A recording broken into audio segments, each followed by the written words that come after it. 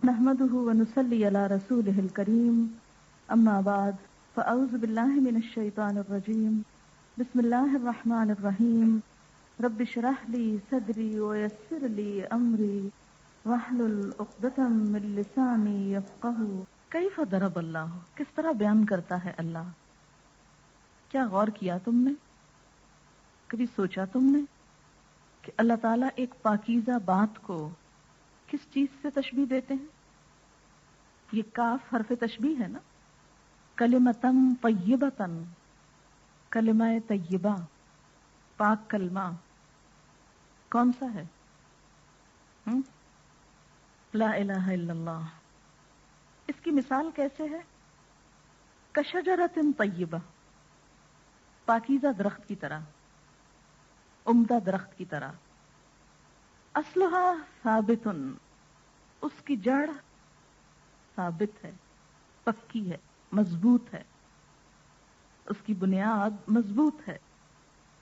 وفرعھا، اور اس کی شاخیں، فرع شاخ کو کہتے ہیں، برانچز.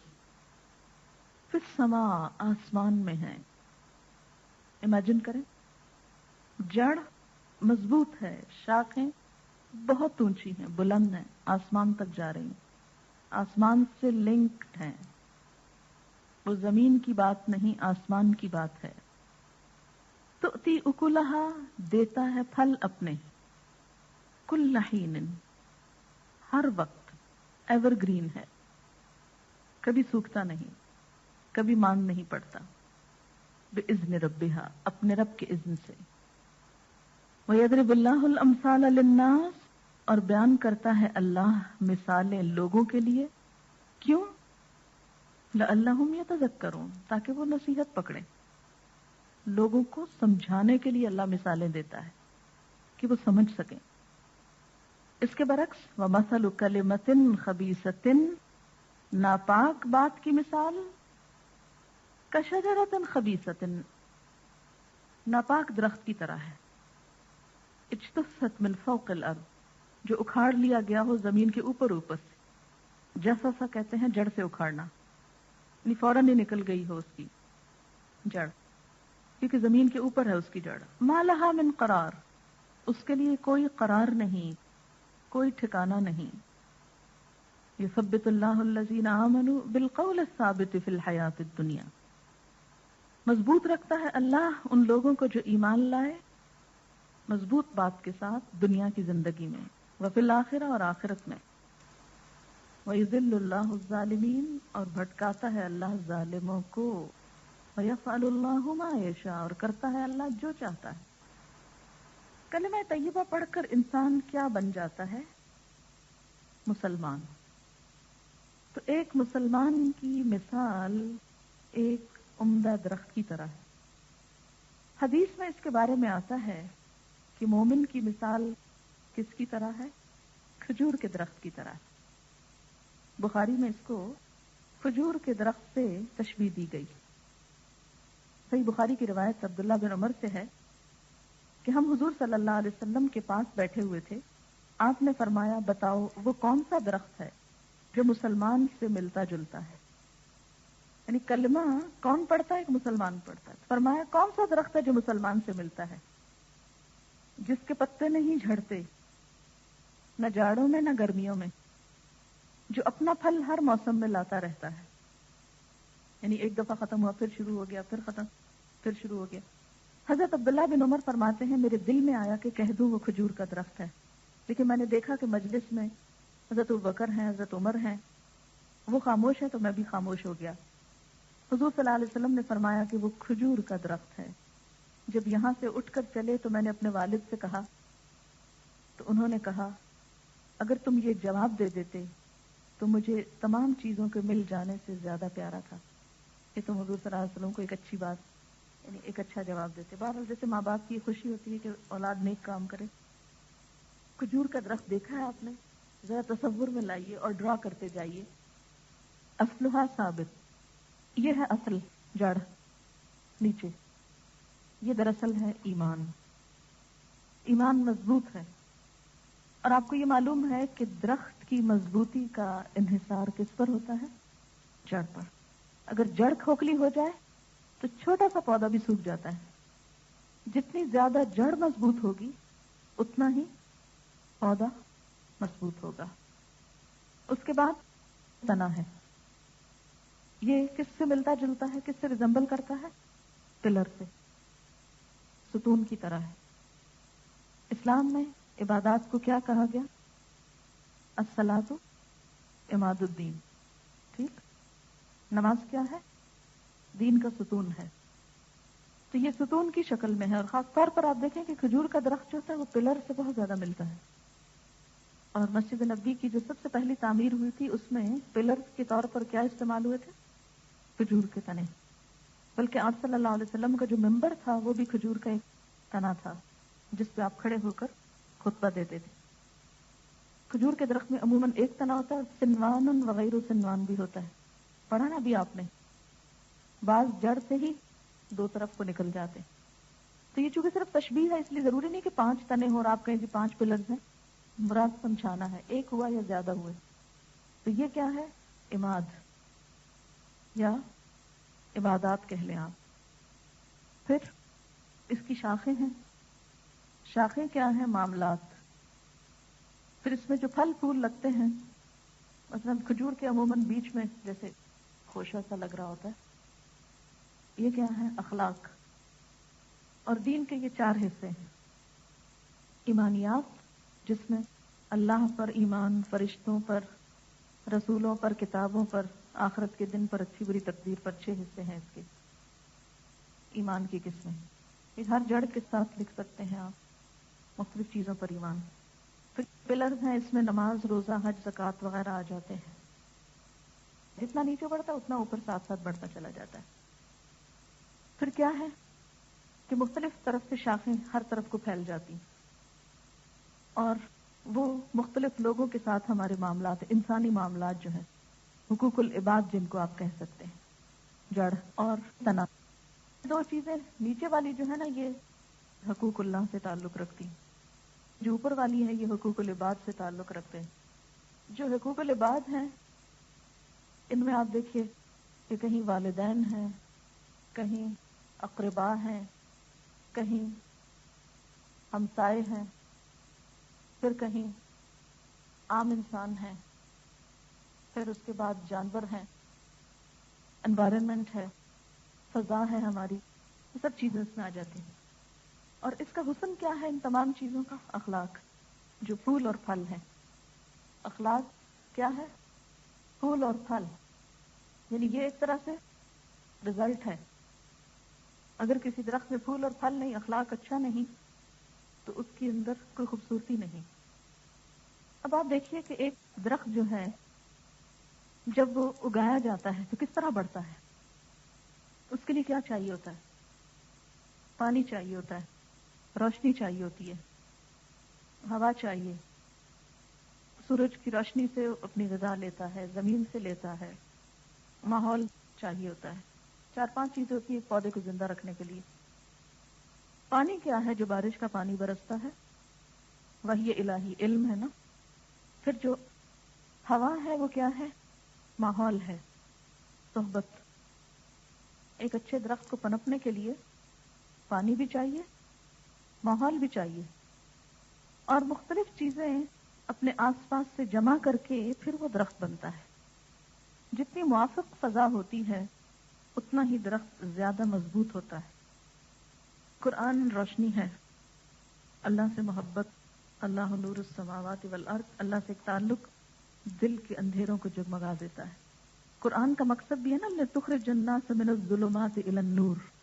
تو قرآن روشنی ایک ٹارچ لائٹ کی طرح یا سورج کی طرح کام کرتا ہے. علم کے جتنے بھی ذرائع ہیں. اب آپ دیکھیں کہ درخت کی ایک خاص خصوصیت یہ بھی ہے کہ وہ مسلسل بڑھتا ہے. درخت پہلے دن جب آپ بیج ڈالتے ہیں, یعنی ایک شخص ایمان قبول کرتا ہے, مؤمن, تو کیا ہوتا ہے؟ وہ بیج لگتا ہے, چھوٹی سی کمپل نکلتی ہے, پھوٹتی ہے, پھر وہ بڑا ہونے لگتا ہے اور مسلسل بڑھتا چلا جاتا ہے. اور بہت پرانے پرانے درخت بھی آپ دیکھ سکتے ہیں کہ کس قسم کے ہوتے ہیں. بیج سے جڑ بنتی ہے, جڑ سے تنا، تنا سے شاخیں، شاخوں سے پتیاں، پتیاں بھی نکلتی ہیں نا اس میں چھوٹی چھوٹی، یا کھجور کے درخت میں لمبے لمبے پتے، پھر پورا درخت، پھول یا پھل، پہلے پھول لگتے ہیں پھر پھل. مومن کی بھی یہی صفت ہے.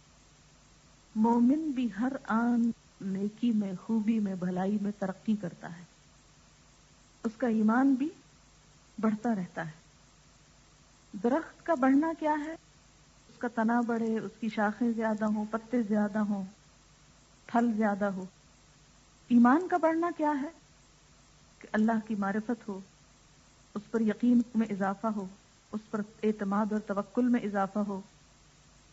درخت زمین سے معدنیات بھی لیتا ہے نا. صرف پانی سے تو نہیں درخت اگتے. اگر آپ پانی میں ڈال کے رکھ دیں اگے ہوئے درخت کو تو تھوڑے دن بعد ختم ہو جائے گا. اسی طرح فضا سے مختلف گیسز، کاربن ڈائی آکسائڈ لیتا ہے اور پھر آکسیجن نکالتا ہے. اور آپ دیکھیں کہ جو فضا کی کاربن ڈائی آکسائڈ ہے وہ اپنے اندر جذب کر کے اپنی خوراک بنا لیتا ہے نا، اس سے بھی وہ فائدہ اٹھا لیتا ہے اور مفید گیس اس سے باہر آتی. اسی طرح ایک مومن جو ہے وہ طرح طرح کے تانے، مختلف غلط باتیں جب دیکھتا ہے تو عبرت کی نگاہ سے دیکھتا ہے اور اس سے مفید چیزیں باہر آتی. برا ماحول بھی بسا اوقات یا اس کی مرضی کے خلاف چیزیں بھی کیا کرتی ہیں، دراصل اس کے لیے عبرت کا سبب بنتی. اور وہ جواباً ریئیکٹ نہیں کرتا بلکہ اپنے آپ کی اور اصلاح کرتا ہے. مصیبت پڑنے پر صبر کرتا ہے. اسی طرح نعمت ملنے پر شکر کرتا ہے اور یہ چیز اس کو خدا کے قریب کرتی ہے. اب آپ دیکھیں کہ جب کوئی شخص ایک پاکیزہ درخت بن جاتا ہے، ایمان اس کے اندر داخل ہو جاتا ہے اور اس کو علم بھی مل جاتا ہے اور ماحول بھی مل جاتا ہے، اور اگر اتنا موافق ماحول بھی ہو تو اس سے بھی وہ پازیٹیو سوچ کے ساتھ اس کو پازیٹیو چیز میں بدل دیتا ہے. یہ سب چیزیں انسان کے اندر ایک ایسی تبدیلی لاتے ہیں کہ سب سے پہلے اس کی سوچ متاثر ہوتی ہے، اس کی سوچ پازیٹیو ہوتی. کلمہ طیبہ کا اثر انسان پر سب سے پہلے کیا ہوتا ہے کہ وہ پازیٹیو ہو جاتا ہے. پھر اس کے مزاج میں فرق آتا ہے، اس کا اخلاق مضبوط ہوتا ہے. اگر بیمار جڑ ہونا تو پھول ہی گر جاتے ہیں، وہ پھل تو لٹک ہی نہیں سکتا اس پہ، کھوکھلی جڑوں. اس کی روح کی پاکیزگی کے ساتھ ساتھ اس کے جسم میں پاکیزگی آتی. یہ دونوں چیزیں ساتھ ساتھ ڈیولپ ہوتی. آپ دیکھیں کہ جتنا مضبوط اچھا صاف ستھرا درخت ہوگا اس کو دیکھ کر بھی آپ کا دل خوش ہو جائے گا، یعنی اس کو دیکھنے والوں کا دل خوش ہو جاتا ہے. بندہ مومن اس حال میں جیتا ہے کہ دوسروں کے لیے خوشی کا سامان ہوتا ہے. جس سے جگر لالا میں ہو ٹھنڈک و شبنم. پھر اسی طرح معاملات میں آپ اگر درخت کی شاخوں کو دیکھیں تو ہاں کتنی بھی گھنی ہو، اس کے پتے اور پھل اور پھول ہر ایک اپنی اپنی جگہ اتنا خوبصورت نظر آتا ہے. یعنی پاس اور بھی درخت اگے ہوئے ہیں، اگر اس کی شاخیں اس کے اندر بھی جا رہی ہیں تو بدنما نہیں لگتی. وہ ایک دوسرے کو راستہ دیتے ہیں. دو درخت پاس پاس ہو کے، لیکن ہم انسانوں کا حال کیا ہے کہ ایک دوسرے کو راہ نہیں دیں گے، دوسروں کا راستہ بند کریں گے. شاخوں کا تصور لائے نا ذرا ذہن میں کہ جتنی چاہیں پھیلی ہوئی ہوں لیکن وہ خوبصورتی کے ساتھ دوسروں کے ساتھ تعاون کر رہی ہوتی. گھنے سے گھنے جنگلات جن میں اتنے اندھیرا ہوتا ہے کہ ایک روشنی بازو کا نظر نہیں آتی، لیکن اس میں بھی آپ دیکھیں کہ ایک دوسرے کے ساتھ اتنے خوبصورتی کے ساتھ ایڈجسٹ کر دیتے ہیں کہ اگر کوئی انسان ان کو چھیڑ دے تو ان کا حسن خراب ہو جاتا ہے. ایک درخت نہیں، جتنے درخت زیادہ ہوں گے اتنا ہی ماحول خوشگوار ہو جائے گا. اور درختوں کا کٹنا ماحول کو پلوٹ کر دیتا ہے، سیلابوں اور طوفان اور آندھیوں کا سبب بنتا ہے. اب یہی کہا جا رہا ہے کہ دنیا میں موسم کیوں بدل رہا ہے کہ درخت کم ہے، اور ہر آن نصیحت ہوتی رہتی کہ مزید درخت اگاؤ، درخت لگاؤ. تو ایک درخت بے شمار اپنے اندر صلاحیتیں اور خوبیاں رکھتا ہے. اس پر اور بھی مزید غور و فکر ہو سکتا ہے، لیکن فی الحال ہم دوبارہ آیت پڑھیں گے. الم تر کیف، تم نے دیکھا نہیں کس طرح ضرب اللہ مثلا، اللہ بیان کرتا ہے ایک مثال، کلمتن طیبتن، پاکیزہ کلمے کی، کشجرتن طیبہ، کہ وہ پاکیزہ کلمہ کیا ہوتا ہے؟ ایک پاکیزہ درخت کی شکل اختیار کر لیتا ہے جب وہ بندہ مومن کے دل میں اترتا ہے. کشجرتن طیبتن اصلھا ثابت، اس کی جڑ مضبوط ہوتی. یہ جو جڑ کی مضبوطی ہے یہ انتہائی ضروری ہے. جہاں جڑ مضبوط نہیں، جہاں ایمان مضبوط نہیں، جہاں اعتماد نہیں، جس شخص کے اپنے قدم نہ جمے اور وہ آندھیوں کے ساتھ اڑتا چلا جائے، وہ کسی اور کے لیے کیا فائدہ دے سکتا ہے؟ اب دیکھیں کہ اگر آپ خود پھسل رہے ہیں کسی کو سنبھال سکتے ہیں؟ آپ خود گر رہے ہیں تو کسی اور کو آپ پکڑ سکتے ہیں کہ وہ نہ گرے؟ تو جو شخص خود با اعتماد ہوگا، با ایمان ہوگا، وہ دوسرے گرتوں کو بھی تھام لے گا. آپ نے کبھی دیکھا ہوگا نا کہ بہت تیز آندھی چلتی ہے تو بہت مضبوط درخت تو جمے رہتے ہیں، لیکن جو ذرا کھوکھلے ہوتے ہیں وہ گر جاتے ہیں تو وہ کس پہ آ گرتے ہیں؟ مضبوط درخت کے اوپر، ان کا سہارا لے لیتے ہیں.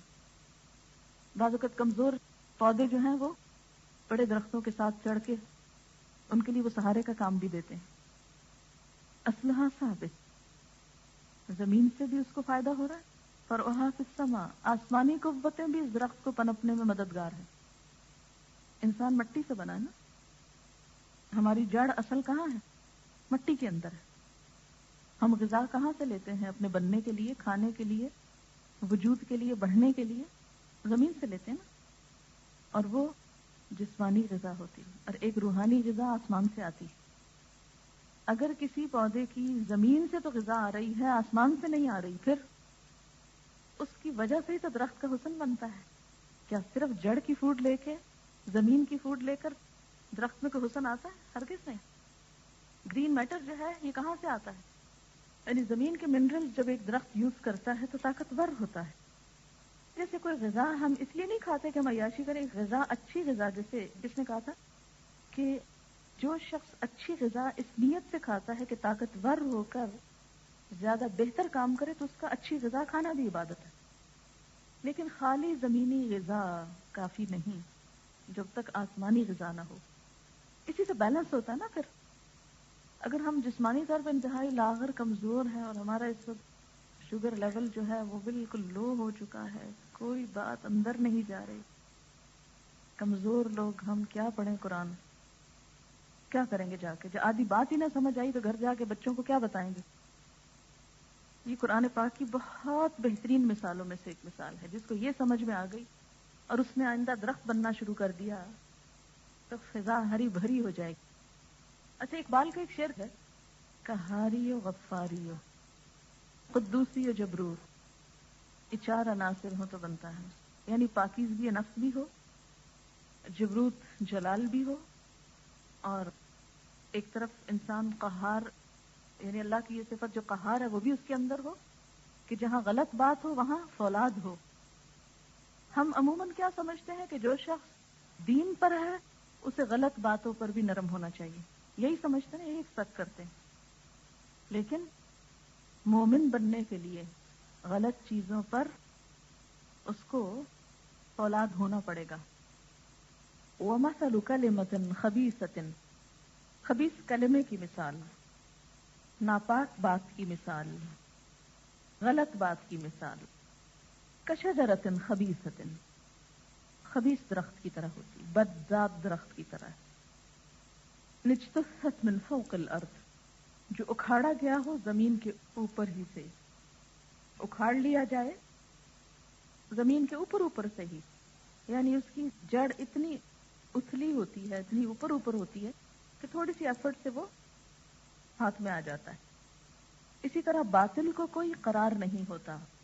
وہ بظاہر بہت بڑی جھاگ نظر آتا ہے، لیکن اگر آپ ہاتھ لگائیں تو وہ فوراً ایک قوت والا ہاتھ اس کو مٹا دینے کے لیے کافی ہوتا ہے. اسی طرح اس بدذات درخت کے لیے یا جھاڑ جھنکار کے لیے تھوڑی سی ایفرٹ کافی ہوتی ہے. اور آپ نے دیکھا ہوگا کہ مضبوط درخت سال ہا سال جیتے ہیں، جبکہ بدذات درخت چند دنوں میں ختم ہو جاتے ہیں. یعنی جھاڑ جھنکار جس کو کہتے ہیں. من فوق الارض، زمین کے اوپر اوپر سے، ما لہا من قرار، ان کے لیے کوئی قرار نہیں. یعنی کہاں قرار نہیں؟ میزان میں کوئی قرار نہیں غلط باتوں کو، وہاں ان کو کوئی وزن نہ ملے گا. بارگاہ الہی میں کوئی قبولیت نہ ملے گی، اس لیے کہ وہاں نیت کی خرابی تھی اور سطحی اور وقتی جذبات میں کام کیے گئے تھے، پورے ایمان اور یقین کے ساتھ نہیں۔ یعنی جس عمل کی روٹس گہری ہوں گی وہ عمل نہ مخالفت سے ختم ہوگا، جیسے آندھی چلے تو شجرہ طیبہ نہیں گرتا، لیکن جس کی جڑ خراب ہو، جس کی نیت خراب ہو، جس کی اصل خراب ہو، جہاں اندر منافقت ہو، اندر خرابی ہو، گھن لگا ہوا ہو، ایمان کمزور ہو، اس کو تو ایک اشارہ چاہیے گرنے کو۔ ایسے لوگ دنیا میں بھی فوراً دین سے ہٹ جاتے ہیں اور آخرت میں بھی ایسے لوگوں کے اعمال کو کوئی وزن نہ ملے گا۔ وہ جیسے خبیث تھے ویسے ہی ان کا معاملہ ہوگا۔ یثبت اللہ الذین آمنوا بالقول الثابت فی الحیاۃ الدنیا، ایمان لانے والوں کو اللہ ایک قول ثابت کی بنیاد پر دنیا اور آخرت دونوں میں ثبات عطا کرتا ہے، فی الحیاۃ الدنیا والآخرہ، یعنی سچی بات انسان کو دنیا اور آخرت دونوں میں فائدہ دیتی۔ کلمہ طیبہ کی بنیاد پر انسان میں نیک بات، نیک کام پر دنیا میں استقامت ملتی ہے، اور آخرہ سے مراد یہاں قبر ہے۔ قبر میں جب منکر نکیر سوال کریں گے تو اس وقت بھی سچائی پر قائم رہنے والوں کو استقامت ہوگی، وہ وہاں ڈریں گے نہیں، گھبرائیں گے نہیں۔ وَيَفْعَلُ اللَّهُ مَا يَشَاءُ، اور کرتا ہے اللہ جو چاہتا ہے، یعنی اللہ کو کوئی روکنے والا نہیں۔ اس آیت کی تفسیر ایک حدیث میں کچھ یوں آتی ہے کہ موت کے بعد قبر میں جب مسلمان سے سوال کیا جاتا ہے تو وہ جواب میں اس بات کی گواہی دیتا ہے کہ اللہ کے سوا کوئی معبود نہیں اور محمد صلی اللہ علیہ وسلم اللہ کے رسول ہیں۔ یہ کس کا ترجمہ ہے؟ کلمہ طیبہ کا۔ تو اس کلمے نے فائدہ دیا نا، دنیا میں بھی دیا اور قبر میں بھی دیا۔ بس یہی مطلب ہے اللہ کے اس فرمان یثبت اللہ الذین آمنوا بالقول الثابت فی الحیاۃ الدنیا وفی الآخرہ۔ یہ صحیح مسلم کی روایت تھی۔ ایک اور حدیث میں ہے کہ جب بندے کو قبر میں رکھ دیا جاتا ہے اور اس کے ساتھ ہی چلے جاتے ہیں، وہ ان کے جوتوں کی آہٹ سنتا ہے، اکیلے چھوڑ کے چلے جاتے ہیں، اور وہ ان کے جوتوں کی آہٹ سن رہا ہوتا ہے کیونکہ اس کی روح لوٹ آتی ہے۔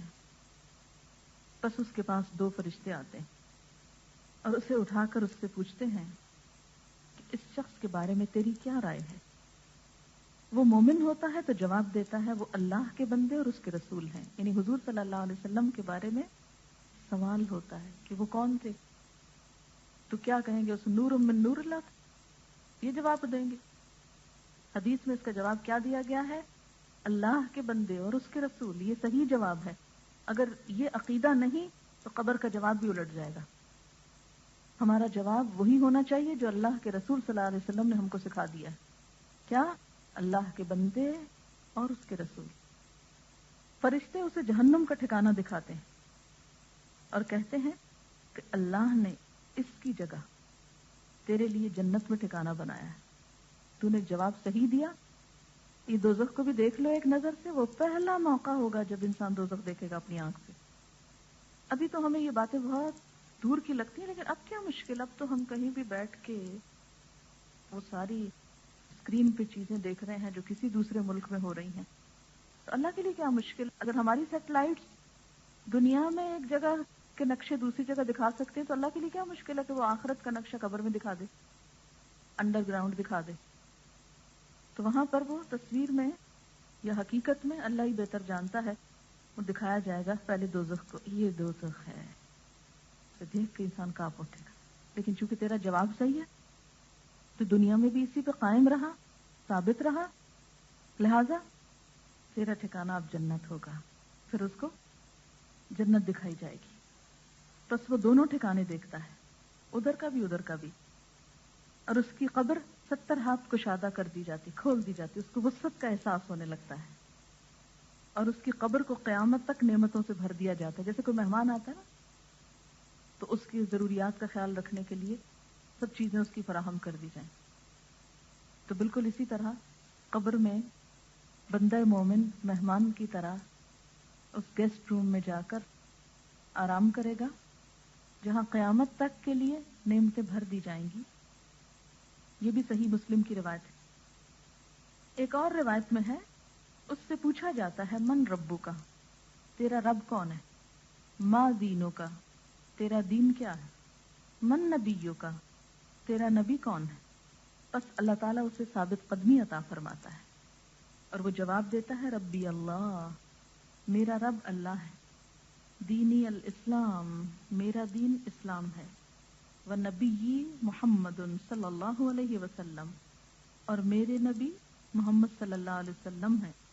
یعنی اللہ کو رب بنائے گا اور محمد صلی اللہ علیہ وسلم کو رسول. اور یہ کون کر سکے گا؟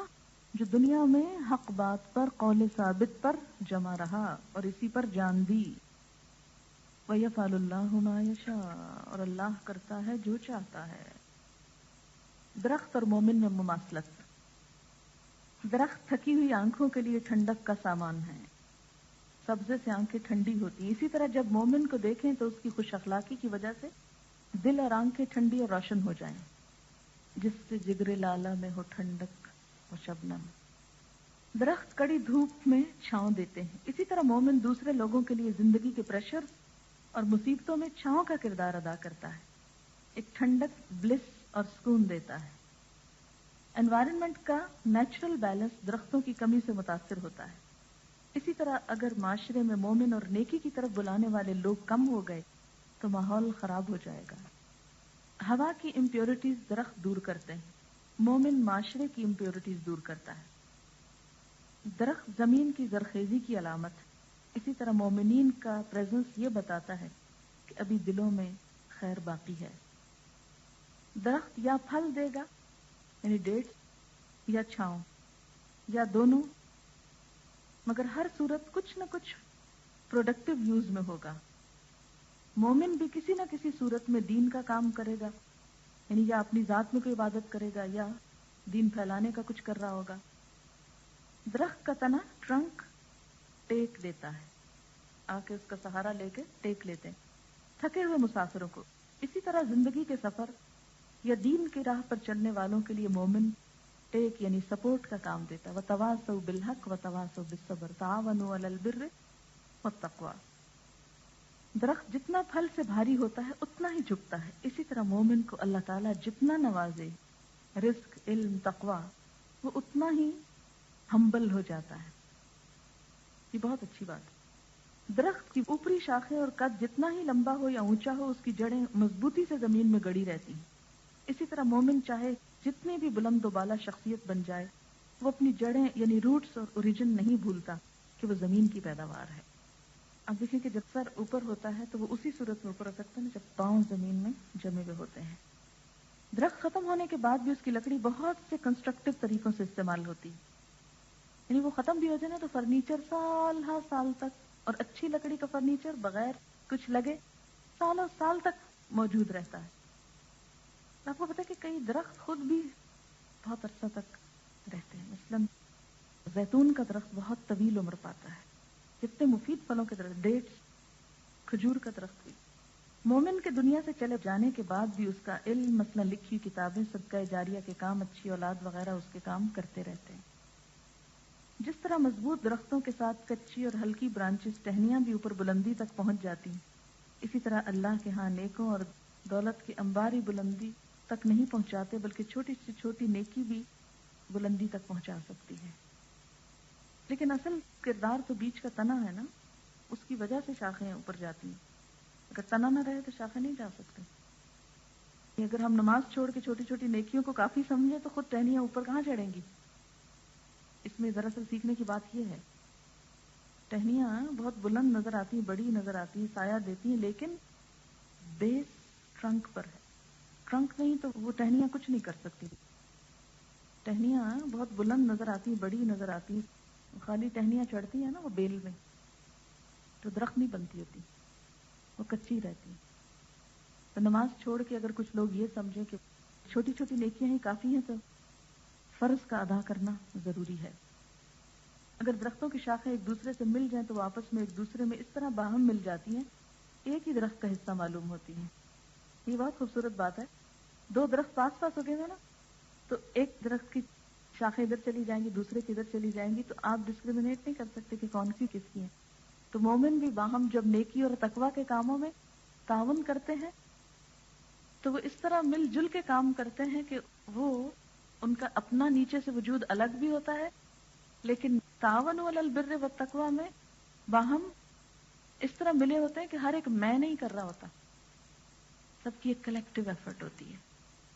ایک روز رسول اللہ صلی اللہ علیہ وسلم نے اپنے دوستوں سے فرمایا, ایک درخت ایسا ہے جس کے پتے نہیں گرتے اور وہ مومن کی مثال ہے. بتاؤ وہ کون سا درخت ہے؟ یہ پتے نہ گرنے کی بات کیوں کی گئی تھی؟ کہ وہ جو نیکیاں نا سنبھال کے رکھتا ہے. ہم نیکیاں کر بھی لیتے ہیں اور ساتھ ہی جھاڑتے رہتے ہیں. یہ لطف استفسار اتنا اشتیاق انگیز تھا کہ تمام لوگ سوچ میں پڑ گئے اور جنگلی درختوں میں سے ایک ایک کی طرف ان کا خیال جانے لگا, لیکن وہ کسی ایسے درخت کا کھوج نہ لگا سکے جو مومن کی مثال ہو. بالآخر سب نے کہا اللہ اور اس کا رسول ہی بہتر جانتے ہیں. ارشاد ہوا وہ درخت کھجور کا درخت ہے. اب صحابہ کی سمجھ میں آیا کہ مومن کی حقیقت کیا ہے. درختوں میں کھجور ہی کا ایک ایسا درخت ہے جس کی کوئی چیز بیکار نہیں. انسان اس کا پھل مزے لے کر کھاتا ہے. وہ غذا بھی ہے, دوا بھی ہے. کھجور جو ہے غذا بھی ہے, دوا بھی, اور نہایت قوت دینے والی بھی. وہ ایک حلوہ بھی ہے جو تازہ بتازہ درخت سے اترتا ہے اور مہینوں تازہ ہی رہتا ہے. نہ اس کے ذائقے میں فرق آتا ہے نہ تاثیر میں. اب دیکھیں دوسرے پھل چند ہی دنوں میں گلنے سڑنے لگتے ہیں, لیکن اس کا پھل دیر پا ہوتا ہے. اس کی گٹلی کا آٹا عرب میں کھایا جاتا ہے. کہتے ہیں کہ یہ اصل پھل سے بھی زیادہ طاقت دیتا ہے. دل کے علاج کے لیے عجوا کی جو گٹلی کا برادہ ہے خصوصاً, اس کے پتوں سے گھروں کی 20 چیزیں تیار ہوتی ہیں وہاں. اس کا تنا مکانوں میں شہتیر اور ستون بنتا ہے. کھجور کا درخت دیکھنے میں بھی شاندار اور پرعظمت ہوتا ہے. بہت اسٹریٹ ہوتا ہے نا, ایسے لمبا اونچا. وہ صحرا میں اکیلا کھڑا ہو تو ایسے معلوم ہوتا ہے کہ سنتری ہے جو پہرا دے رہا ہے, بلند و بالا اور تناور. یہی حال مومن کا ہے, مبارک, شاندار اور اصلاح عالم کا باعث. نو انسانی کے لیے اس کی ہر ادا کارآمد. وہ تنہا بھی ہو تو نمایاں اور باوقار ہوتا ہے, اور دوسرے درختوں کے بیچ میں بھی ہو تب بھی اس کا سر اونچا ہوتا ہے. یہ تکبر کی وجہ سے نہیں, اپنے ایمان کی وجہ سے. جب ایمان کا بیج مومن کے دل میں پڑ جاتا ہے تو یہ درخت وہیں پھلتا پھولتا ہے, یہاں تک کہ اس کی جڑیں ایک نیٹ کی طرح دل کو اپنے قبضے میں لے لیتی اور اس کی شاخیں تناور ہو کر جسم کے ہر عضو تک پہنچ جاتی. پھر ہر عضو مثلاً قدم برائی کی طرف نہیں اٹھتے یا برائی سے روک لیتے ہیں. یعنی وہ بیج جب آتا ہے پورے جسم پر اثر انداز ہوتا ہے اور وہ برائی سے روکتا ہے. یہ آسمانی اور زمینی خوراک مستقل اس کی چارج کرتی رہتی ہیں اور قدم بقدم آگے بڑھتا رہتا ہے. درخت اپنے ختم ہونے سے پہلے اپنے آئندہ کے لیے بیج چھوڑ جاتا ہے نا. ریگستان کی تپتی ریت میں بغیر پانی کے, بغیر مالی کے کھجور ہی کا درخت اگ سکتا ہے. یعنی اس کو کیئر نہ بھی ملے آس پاس سے, اس کا ماحول کتنا بھی تپش والا ہو, روکھا سوکھا ہو, کوئی سیرابی نہ ہو, تب بھی وہ میٹھا پھل دیتا ہے, اگ جاتا ہے. مومن ہر حال اور ہر ملک اور ہر سختی میں مومن رہتا ہے, چاہے امریکہ ہو, جاہلیت کا دور ہو یا کوئی اور جگہ.